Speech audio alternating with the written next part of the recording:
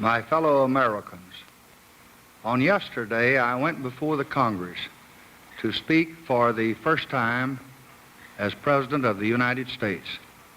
Tonight, on this Thanksgiving, I come before you to ask your help, to ask your strength, to ask your prayers that God may guard this republic and guide my every labor. All of us have lived through 7 days that none of us will ever forget.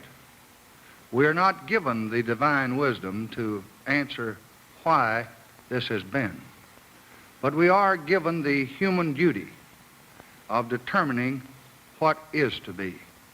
What is to be for America, for the world, for the cause we lead, for all the hopes that live in our hearts. A great leader is dead. A great nation must move on. Yesterday is not ours to recover, but tomorrow is ours to win or to lose. I am resolved that we shall win the tomorrows before us. So I ask you to join me in that resolve, determined that from this midnight of tragedy, we shall move toward a new American greatness. More than any generation before us, we have cause to be thankful, so thankful on this Thanksgiving Day.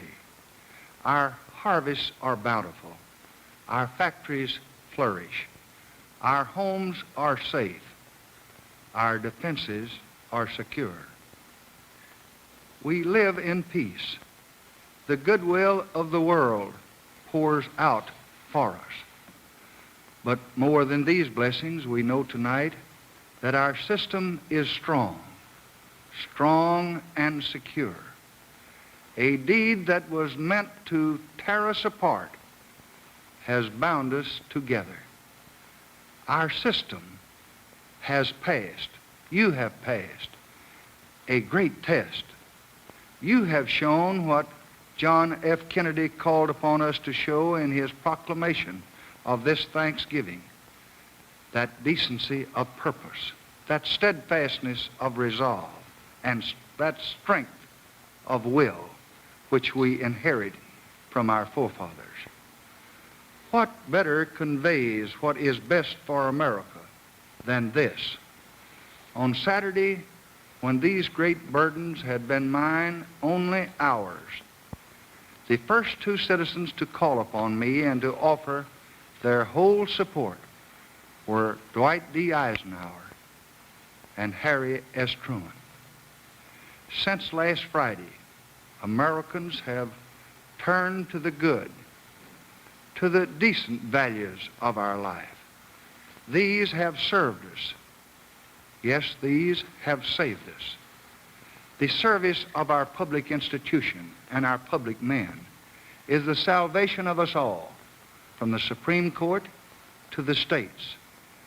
And how much better would it be, how much more sane it would be, how much more decent and American it would be if all Americans could spend their fortunes and could give their time and spend their energies helping our system and its servants to solve your problems instead of pouring out the venom and the hate that stalemate us in progress. I have served in Washington 32 years. 32 years yesterday. I have seen 5 presidents fill this awesome office. I have known them well, and I've counted them all as friends. President Herbert Hoover, President Franklin Roosevelt, President Harry Truman, President Dwight Eisenhower, and President John Kennedy. In each administration, the greatest burden that the president had to bear had been the burden of his own countrymen's unthinking and unreasoning hate and division. So in these days, the fate of this office is the fate of us all. I would ask all Americans on this day of prayer and reverence to think on these things. Let all who speak and all who teach and all who preach and all who publish and all who broadcast and all who read or listen, let them reflect upon their responsibilities to bind our wounds, to heal our sores, to make our society well and whole for the tasks ahead of us.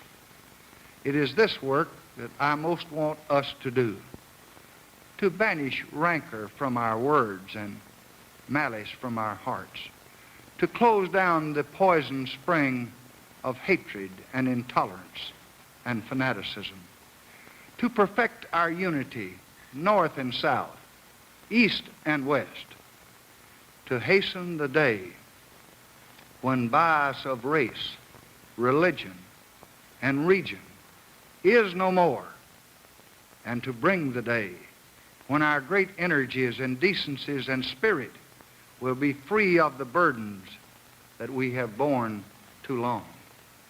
Our view is outward. Our thrust is forward. But we remember in our hearts this brave young man who lies in honored eternal rest across the Potomac. We remember him. We remember his wonderful and courageous widow that we all love. We remember Caroline and John and all the great family who gave the nation this son and brother. And to honor his memory and the future of the works that he started, I have today determined that Station Number 1 of the Atlantic Missile Range and the NASA Launch Operations Center in Florida shall hereafter be known as the John F. Kennedy Space Center. I have also acted today with the understanding and the support of my friend, the Governor of Florida, Farish Brown, to change the name of Cape Canaveral.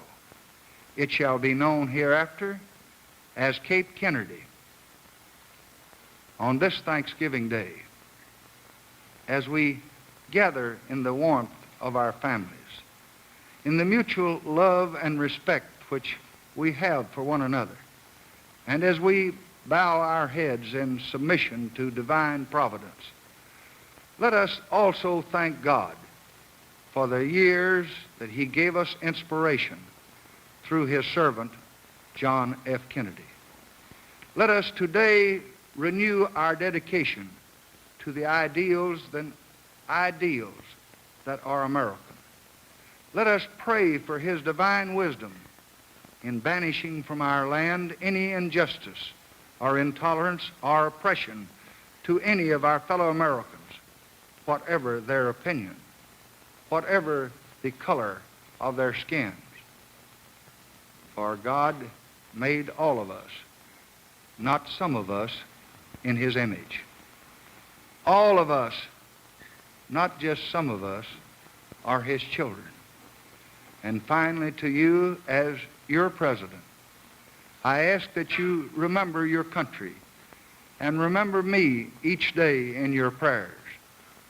And I pledge to you the best within me to work for a new American greatness, a new day when peace is more secure, when justice is more universal, when freedom is more strong in every home of all mankind.